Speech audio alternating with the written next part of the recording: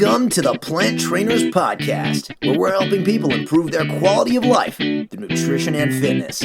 And now, your hosts, nutrition and wellness coaches, international speakers, Adam and Shoshana Chain. Hey, I'm Adam Chain. And I'm Shoshana Chain, and we are Propelled by Plants. Today we bring to you episode 320, The Game Changers, Meat, Protein, and Strength with James Wilks. In this episode of the Plant Trainers Podcast, we are so grateful to be talking with James Wilks. He's a mixed martial artist, and he's best known for winning season 9 of The Ultimate Fighter. He's also a combative trainer for the government agencies, including the US Marshals, US Marines, US Army Rangers, and the US Navy SEALs. And I tell you, he's so kind, he's so nice, but you can feel his intensity when you sit down and, look at him on Zoom or look at him on Skype, and you could sit down, you could still feel that. You could feel that he's he's a martial artist. Presence. He's a competitor. Of course he's intense. Yeah, he's a competitor. He's an army person, and you can definitely feel that. But you're going to see throughout the interview, it's nice.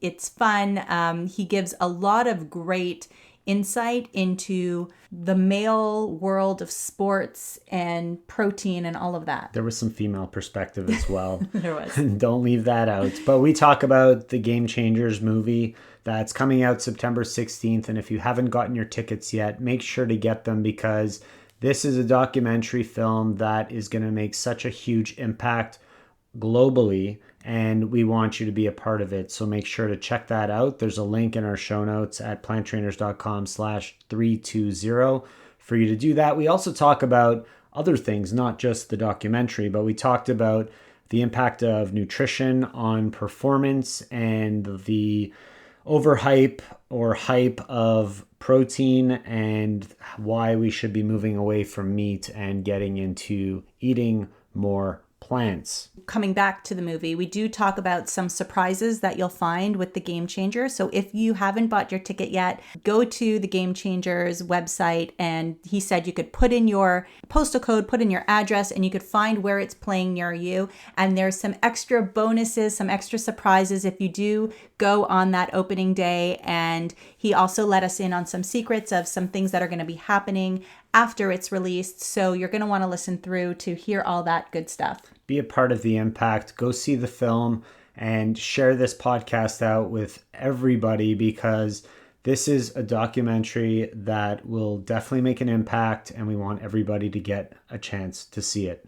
When you do see it, make sure to take a selfie of yourself and your friends with it, and tag the Game Changers and tag us as well at Plant Trainers on social media so that it can be widespread. Enjoy the show. If you want a healthy, natural way to fuel your workouts or fire up your brain, Energy Bits are for you. Energy Bits are tiny spirulina algae tabs that are nutritionally dense, a source of mental and physical energy that is all natural and causes no stomach distress. They eliminate fatigue and hunger instantly with no caffeine, sugar, chemicals, gluten, or soy, just pure plant-based nutrition. 1 ingredient, 1 calorie, and 0 net carbs. I use them before workouts or sometimes just as a snack. They make me feel great and give me that extra energy boost I'm sometimes looking for. I also use Recovery Bits, which are tiny chlorella tabs. I use them after workouts or when I'm feeling hungry late at night. Visit energybits.com and order Energy Bits, Recovery Bits, Vitality Bits, or Skinny Bits, and use the promo code PLANTTRAINERS to get 20% off your order at checkout. The link will also be in the show notes just in case you didn't get that all down. Improve your energy, wellness, and waistline all at the same time with Energy Bits. Check out Energy Bits today and feel the difference. Your brain and body will say thank you. And now for a moment of gratitude. This episode with James Wilks makes me reminiscent of my martial arts days. Spent 6 years, early 20s, being hardcore martial artist, and it really brings back a lot. But instead of wanting those days back, what I'm grateful for today is everything that it's given me in terms of discipline, in terms of friendships, and I really believe that that helps shape the person that I am today.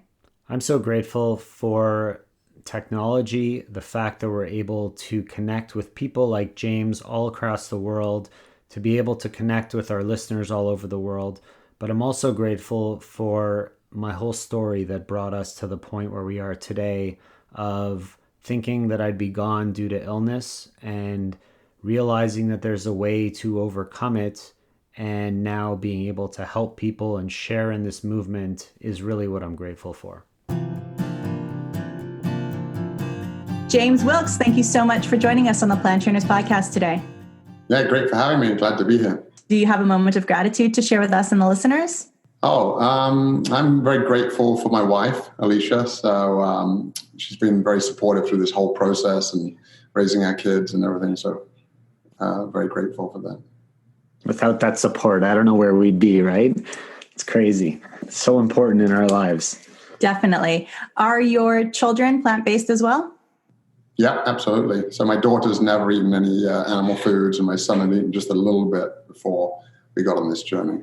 Lucky. That's kind of our son had a couple of years. Our daughter didn't have too long before she became vegetarian. So but I kind of think, oh my gosh, how smart and how talented they would be if they would have been, from birth plant-based. What little edge they would have had. Yeah, and also I also have 3 stepchildren. One is a lot older and doesn't live with us, but the 2 that live with us, Annie, who's just turned 19, she's been plant-based for a long time now, and then my stepson Joseph, who got into bodybuilding actually and went plant-based after he met Nimai Delgado, one of the characters from the documentary.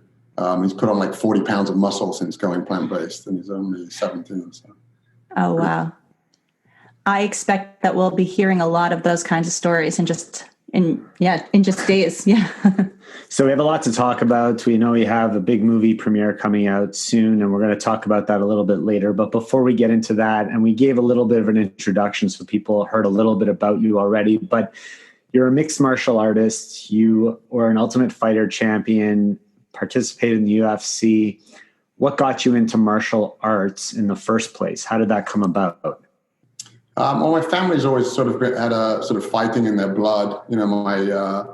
My uncle was a very prestigious karate fighter back in the day, and then my grandfather was quite the fighter. He was in World War II. He'd actually faked his birth certificate so that he could get into the army early. And then my dad was also into martial arts. But then when I was younger, I really watched a lot of the Bruce Lee films, and that really inspired me as well.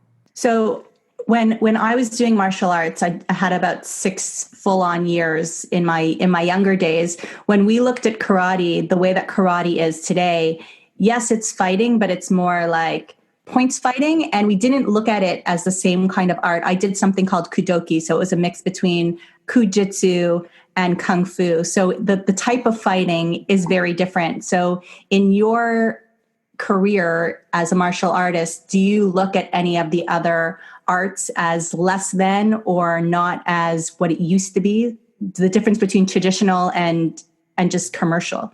Yeah, I think things have become a lot, commercialized now. Like originally there was no belt system that was sort of created, especially in the Western world, to get people to keep paying and keep students coming.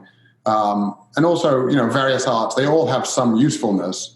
But the thing is, you've only got a certain limited amount of time in a week to train. So you want to spend that time training in the most effective arts for combat. So the type of training that you did and you continue to do and teach takes a lot of time and energy, and it's very physical. And the way that you fuel your body is very important in being able to sustain and maximize your performance. When you were the Ultimate Fighter champion, were you eating very differently then than you were much later in your career? And I'd like to know what the nutrition was like for you at that time and your competitors, and how that influences your performance. Yeah, I mean, so just to clarify, in the UFC, there's the champion of the weight category, but what I did is I won the Ultimate Fighter. So I just want to tell about that for the listeners. But so when I was fighting in the UFC and I won the Ultimate Fighter, I was sticking mainly to sort of a traditional athletic diet. So I was doing extra lean chicken, extra lean turkey, brown rice, broccoli, that sort of thing. And then at one point I did tinker sort of looking at the paleo diet as well a little bit. And so obviously nutrition is extremely important. When I got injured and I started researching into recovery into nutrition for optimal recovery and athletic performance. And that's when I came across a study about the Roman Gladiators. They analyzed the bones and they could tell they were eating almost exclusively, if not completely, plants. And I thought, well, that can't be true. And that's when I really started looking into this, into nutrition very seriously. And unfortunately, I had, there's another injury that I had. I broke my neck, which was obviously quite unfortunate. And so I was unable to continue fighting. So I did train for a fight in the UFC after I'd switched, but I never actually competed being plant-based. So, I wish that I had, because I really think that the nutrition can give you a significant advantage.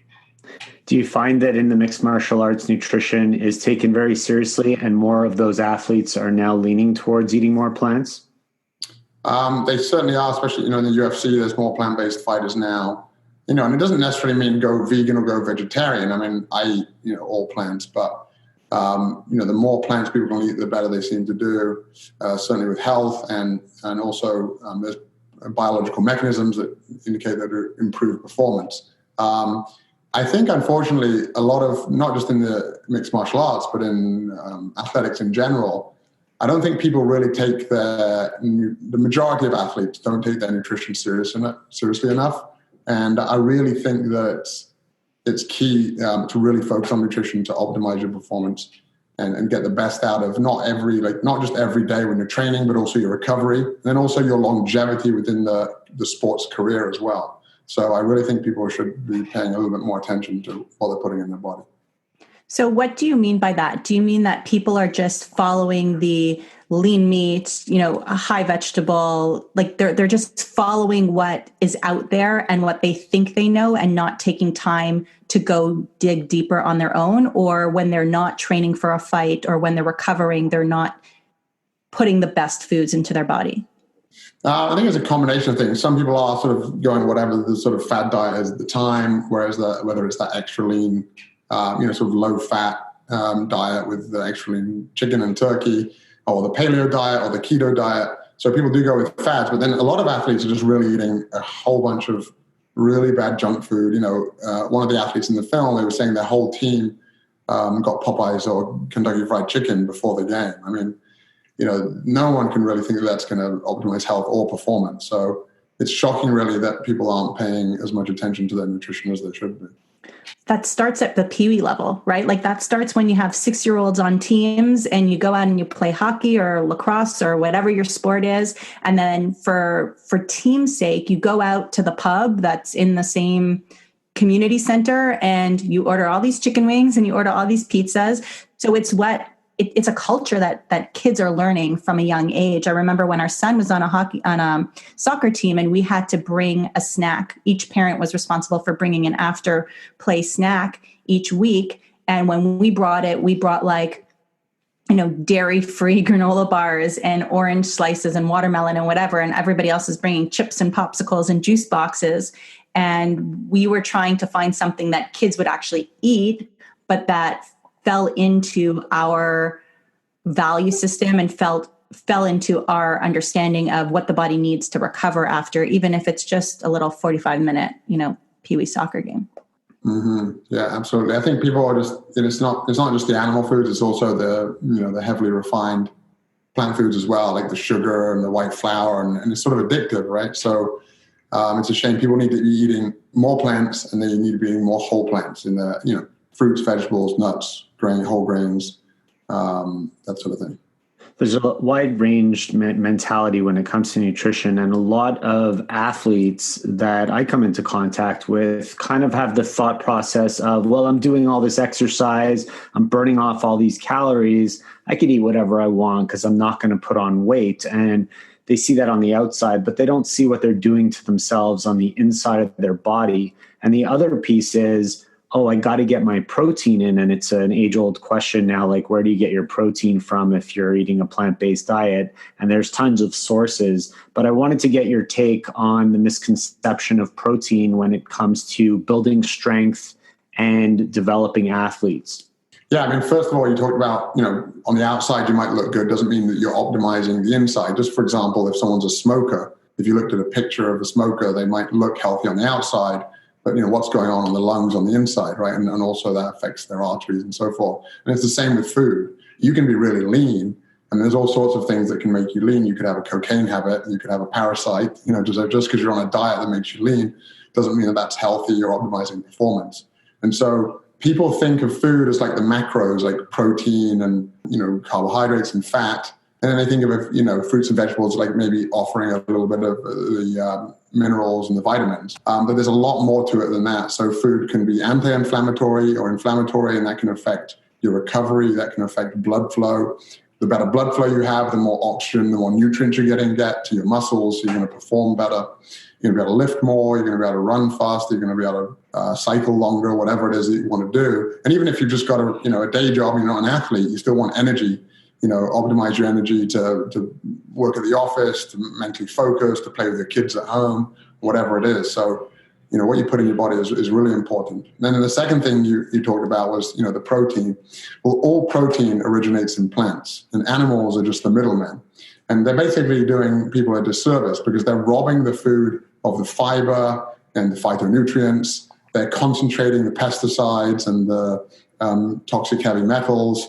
And then they're also creating these inflammatory compounds like new 5GC and AGEs and TMAO and this sorts of thing, which are causing inflammation, which are damaging the arteries. And again, in the short term, affecting your performance, whether that's athletic or even sexual performance. And in the long term, those same biological mechanisms impact, the major chronic diseases. So heart disease, cancer, diabetes, that sort of thing. So what would be great sources of plant-based proteins for these people that are looking to move away from animal products, still develop strength and improve performance in all areas of their lives? If protein was that important to them, right? Yeah. So, all plants have contain protein, and all plants contain all of the essential amino acids in varying proportions. But there are foods that are higher in protein based on its weight and calorie. And so, if people are concerned about getting enough protein, they should be eating, legumes, which is beans, peas, lentils, or and then also nuts and seeds. And so those things really are quite dense in protein. Now, even vegetables like broccoli are very high in protein, but the issue with that is to get significant amounts of broccoli, you'd have to eat this much. The size of the tree behind you. Yeah, exactly. So, still you're getting a significant percentage of protein from broccoli or something like that. But I wouldn't be eating that to get most of my proteins, or legumes, peas, lentils. And then the other thing is, simple switches that people can make. Instead of drinking cow's milk, you can have soy milk, or there's lots of other types of milks made from plants. So there's simple switches where you can switch out. And some people, do a whey protein powder where you can make a simple switch. If you feel you need protein powder, just switch to a plant-based one like pea or hemp and that sort of thing. So what is your opinion on protein powder and isolating the protein from the foods? Yeah, and I think, first of all, things are healthy. If something's not healthy or unhealthy, it's always compared to what, right? So if people are taking a whey protein powder, they're going to be better off taking a plant-based one.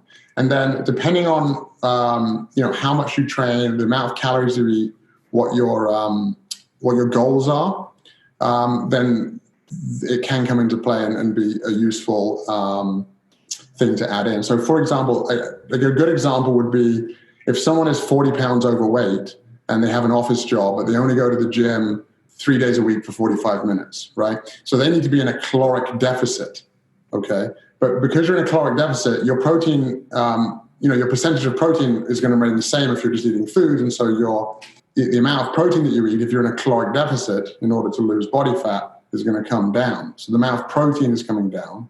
And so that if your goal was to maximize muscle as fast as possible, I'm not saying that's the healthiest thing to do, right? Even, playing football or fighting in the UFC isn't the healthiest thing to do.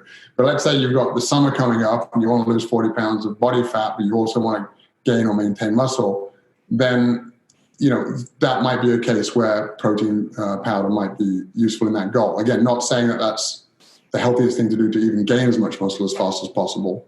But then, if you're an endurance athlete and you're burning 5,000 calories a day, or you don't need to lose a ton of body fat and you're just lifting, then you can get all the protein you need, from whole foods. And sometimes if you're in a rush and you are that endurance athlete, you need to get a certain amount of calories down so that you don't wither away to nothing. And you can't just sit there eating food all day, all the time. But so, people say to me, what do you think about, they ask me the same question, what do you think about protein powders? And I'm like, it depends, which protein powder we're talking about, but more importantly, it depends on who this person is and what's the purpose and what's the goal. But whole foods come first most of the time, for sure. Focus on, to me, the split is plant and animal, eat as many plants as possible, preferably completely. And then within that, there's the whole or sort of refined mix and trying to use as many whole plants as possible. And so to us, it's not all or nothing. We like to say all or something,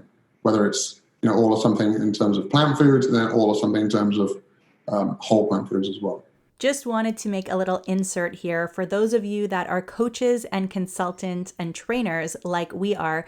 4.5 years ago, we started this podcast because we wanted to help the world. We wanted to get our message heard, and we wanted to bring in more clients into our business. So if you are someone who is looking to grow your business, if you're someone who's looking to have your message heard, please head on over to veganpodcastacademy.com. Check out our training there with 3 shifts that we took to be able to make our podcast what it is today. We're so excited for you. And if you ever thought about podcasting, then this is going to be your chance. Come join the Vegan Podcast Academy. See you at veganpodcastacademy.com. A lot of the athletes that we work with, the students that I work with, are always concerned about calories, protein. They like to break down their macronutrients, and sometimes I question why they do that. I don't know that it's always so necessary. It's more important to eat whole foods more often, less processed, the better. And they'll see that their body will recover a lot faster and be able to perform a lot better. When you teach your students in the military, do you have the opportunity to talk nutrition with them? In the last couple of years, I've certainly brought nutrition into when I'm talking to these folks. And so I think people are starting to pay more attention now, and they are interested. And the military actually has probably taken the biggest single interest in the documentary to date. So we've been doing screenings at military universities and bases. We've screened at the Defense Health Headquarters. And the film actually, it's the first film that's ever been accredited by the Defense Health Agency, which is the organization that oversees nutrition for the Department of Defense. Because, they're concerned about warfighter effectiveness, so that's the term they use. They want their soldiers to be optimizing their performance, when they're out on the battlefield. And then also the healthcare costs that the military goes through is astronomical. And also, in order to retrain a soldier that can't pass its physical because they're eating a bunch of junk food, that's extremely expensive as well. So in terms of a performance side and a cost-saving side, the military is extremely interested in nutrition and the film as well. And in fact, the Special Operations Medical Association has endorsed the film. So they're looking at the scientific credibility of the claims in the film and all the citations, and that's got a lot of buy-in there. I really hope that does make an impact. We have here in Canada, I don't know if you've heard of it, there's something big going on in terms of a vegan soldier who is not being offered vegan food. They're basically being able to take away whatever is being offered to everybody else, but they're not being given anything to supplement that to make sure that they're getting all the nutrients that they need to be getting. And it's become a huge deal here and a huge lawsuit. Is there support for your students who are vegan or want to become vegan? We don't directly have a say in what they're eating, obviously, but we are making recommendations and trying to help. And it really is starting to shift, in the military community. There's more and more bases that are now offering plant-based meals at every single meal. So I think in the next year or so, you're going to really see that grow. So the documentary you mentioned is called The Game Changers, and it's got a global premiere of September 16th, which is coming up really soon. I'm really excited about it. And I really do think that it's going to make an enormous impact, specifically on the younger athletic population, in my opinion. And as a phys ed teacher, I talk about the importance of plant-based nutrition with my students all the time. And they're always looking for role models that are at the professional level, that are celebrities, because I'm not good enough for them, of course. But they're always looking for more. And I really think this is a documentary that's going to be able to deliver and make a huge impact in helping the younger people understand the importance of nutrition when it's directly related to their performance. And I guess, thank you for getting involved in this. How did you get involved in this, and what is your role with this whole documentary? Yeah, so I was training for a fight, and I was sparring with a heavyweight champion in the UFC. So we had about 70, 80 pounds on me, and I was like, I think 180 at the time. So I had a fight in 2 weeks. I was cutting down weight, and so anyway, we were sparring, and basically I tore ligaments in both of my knees. And thought, I've got 6 months where I really can't do much. What should I do? And that's when I really started digging into nutrition and came across the study about the Roman Gladiators, which I mentioned earlier. And that's when I really started going on this path. I was sort of interviewing the head of nutrition at Harvard, the head of anthropology at Harvard, world's leading nutrition researchers. And so as I started doing this, I thought, I really felt like I've been lied to by the industry, and even like, not that I was being lied to by my parents, but they just believed when I was younger that you needed meat to be strong and healthy. And so that message has been driven into me since I was a child, And I felt like I'd been lied to, so I felt like I had to make a documentary. So that's how it got started. Bought a used camera off of Craigslist. I went on YouTube, learned how to do the 3-point lighting. And I knew that footage might not get used, but I knew that it could, we could create a sizzle reel or something to get on board. And then fortunately, my partner, the other producer, Joseph Pace, he has been instrumental in getting this film made. He was a screenwriter before, and he's actually been plant-based now for 30 years. And unfortunately, he can beat me in every sport other than martial arts. But between us, we got this film made, and it took a long time. But we got some big names on board, and the best researchers, and the best graphics, the best editors, the best camera people, and so. That's sort of how it all got started. So I'm also, the story in the film follows my journey. I'm the narrator, and then I'm also, one of the two producers. So about a year ago, we had Dr. James Loomis on our podcast, and he had mentioned the Game Changers movie, and he was super excited because he was in it, and we were excited to see it, but there was no timeline set. And then we spoke with Dr. Dean Ornish, who was on our podcast, and he talked about, I don't want to go there right now. Well, he talked about the erections and ED and the importance of nutrition, and he mentioned the film as well. And Dr. Greger was on our show, and I know he's involved in there as well. And this is coming out September 16th. And is it global? Is it a global release? Yeah, so it's a global theatrical release, over 1,000 theaters around the world. I'm not sure on the exact number, but September 16th, it's a one-night-only event in theaters. And that also includes 22 minutes of bonus content, which is never before seen, footage, extended interviews, surprise appearances. And James Cameron actually runs through that with his interview. It's that's the thread. Because we originally thought we might put other things in the film, other than sports and health. And so we interviewed some people like James Cameron. Unfortunately, that didn't get to make the film, but it's in the bonus content. And so that's one night only. And then unfortunately, we're not able to say where it goes after that contractually, but rest assured it will be completely wide and available online, at some point after that. What are some of the other big names that you have that are featured in this documentary? So that people that are listening right now want to get really excited to hear information from these people. So Arnold Schwarzenegger, obviously a very big name, talks about how the meat industry, it's really about the marketing. It's not based on reality. And he's really encouraging people to cut down on their meat consumption. I'm just trying to think. So we feature very briefly Novak Djokovic, the number one ranked tennis player in the world. Chris Paul, 9-time NBA All-Star. So they just sort of mentioned the film as these other higher-end athletes that are making these changes. And then also we interviewed Lewis Hamilton, the 5-time Formula One champion, and he's also, all of those folks are executive producers on the film as well. So really helping the film get made or, get out to the world. So I have a question. I hope it doesn't put you on the spot.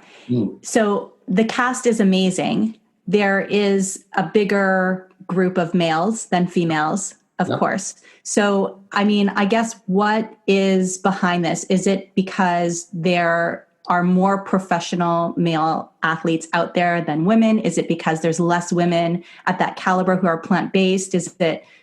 Why is that? Yeah, no, actually, as soon as you said, I hope it doesn't put me on the spot, I knew what question you were going to ask, actually. And so... I'm not criticizing. No. So there's some amazing athletes in the film. So Dottie Bausch, who's the 8-time USA national cycling champion and Olympic gold medalist. Morgan Mitchell, who's the 2-time Australian champion and Olympian in the 400 meters, now doing 800 meters. So there are some amazing women in the film. But the reason that it is male focused is because the myth is that you need meat to get protein to be strong and healthy. But there's actually an underlying myth that we realized, and I felt it myself, which is that real men eat meat. And so that's one of the underlying myths. So, only 2 out of 10 plant-based eaters are male. So, the myth isn't as strong. There's not the same stigma. Typically, obviously I'm talking generally here, if a female says I'm going to have a tofu salad with her friends, like, oh, good for you, you're trying to stay in shape and stay trim. But if a guy says I'm having a tofu salad and his buddies are eating steak and potatoes, there's usually some pushback, right? Right. Yeah, and so it just it was a thing that I'd felt personally that was driving me, not only as an athlete, but as a man, that I felt like I had to eat meat. So we just addressed that, and therefore, for example, there's the scene with the erectile function that you talked about. We take college athletes, put them on a plant-based meal one day and an animal-based the other day, and there's actually a device called the Rigiscan, which can measure erectile function, rigidity, circumference, duration. And, there's a significant difference there, and people can watch the film to see the results. But this real men eat meat myth, I think, had to be dispelled. And so that is why there's more men in the film. And we filmed we thought we'd fit a lot more people in the film than we did. So there's some amazing other female athletes like Cara Lang, who's the national soccer player for Canada, youngest person to ever score a goal in the Olympics for soccer. Tia Blanco, the 2-time world surfing champion, who's actually featured in the bonus content on September 16th. Just some amazing female athletes. But I think being our first film that we made, we thought we'd fit a lot more people in than we could. So we actually filmed 50 additional people that didn't make the film. So we've got 600 hours of footage that you've got to make down, really, for people to watch it, to less than 90 minutes. So 600 hours down to 86 minutes is what we did. And so we've got that footage. Some of it's in the bonus content. And then we'll keep putting out those interviews over time and on the web and on social media and using that footage. But there's just as many incredible female athletes as there are males in the world. It's just, that was the reason for making it the way we did. Understandable. Makes perfect sense, right? So for people that are listening that want to get to the show on September 16th, they can go to their local box office. It's in most cinemas. Is that right? Yeah, it's in the US, for example. It's in all of it's the major chains, so AMC and Regal and that sort of thing. Yeah. And then all people have to do, the best way is probably to go to our website and click on Get Tickets, because then they can put in their zip code or their postcode wherever they live in the world, and it'll show the nearest theater. So the website's gamechangersmovie.com, and they just click on Get Tickets. That's great. And we're going to put that link in our show notes at planttrainers.com/320. And this episode's going to come out the week before September 16th, so people will have time to grab their tickets and get to see the show. If they're listening to this and it's after September 16th and they want to reach out to you or get more information on where the movie's going to be playing, they could obviously go to the website. Is there anywhere else that you would like them to go to reach out to you? Yeah, I mean, the website should have all the places that they can get the film whenever they're watching this, but also, we're on social. So we're on Game Changers Movie on Facebook and Instagram, and then GC Movie on Twitter. And then we'll also have a Facebook sort of online community where people can ask questions and that sort of thing. And then when the film comes out on September 16th, we're also putting a new website up, which will have tons of resources. So recipes, shopping tips, eating out tips, all the FAQs, all the science and showing the performance. So they can check that out as a resource as well. That sounds great. And I would love if everybody can tag Game Changers, but also tag us if they're going to the film and take a selfie of themselves with their friends out there and get that buzz going, because we need this for the movement. So the more people post on social media, the better it's going to be. Yeah, I'll be doing that for sure. I'm going to be going. I already have my ticket for September 16th. I'm in Toronto. I'm going to the Cineplex where it's playing in Markham. And I'm really expecting this documentary to have as big of an impact as Forks Over Knives did in 2011. I think it's that caliber of an impact that we're looking for, and that I really think it's going to make that impact, especially on the younger population. So thank you so much, James, for taking the time to be here with us and for putting this documentary together. We really, really appreciate it. Oh, thanks for having me. It's great being on. And for anybody listening who's like, why does Adam have a ticket and not Shoshana? Is because there's not enough women in the movie. It's not because of that. I'll be on an airplane. So if you could somehow get it on my flight from Vegas, then I can watch it then. All right. Thanks so much. Have a great day. Okay, thanks. Thank you all so much for listening to this edition of the Plant Trainers podcast. We want to make sure that you subscribe on iTunes, Google Play, iHeartRadio, Stitcher, or any other podcasting platform. We really appreciate the feedback we receive from you every time we get a 5-star rating or review on iTunes from one of our fans. It really helps other people find us just like you did. Thanks so much to our patrons. To become a patron, visit us at patreon.com/planttrainers. Even supporting us with $1 really makes a difference in the quality of the show. And don't forget to connect with us on Instagram and Twitter. Our handle is @PlantTrainers. Like Plant Trainers on Facebook, join our newsletter, and check out our website at planttrainers.com for awesome recipes, a list of our services, and of course, our latest podcast. We encourage you to email your questions to info@planttrainers.com so that we can help you improve your quality of life through nutrition and fitness. So we hope we've inspired you today. Join us again next time and have a healthy day. Or is that too corny? It's a little cheesy.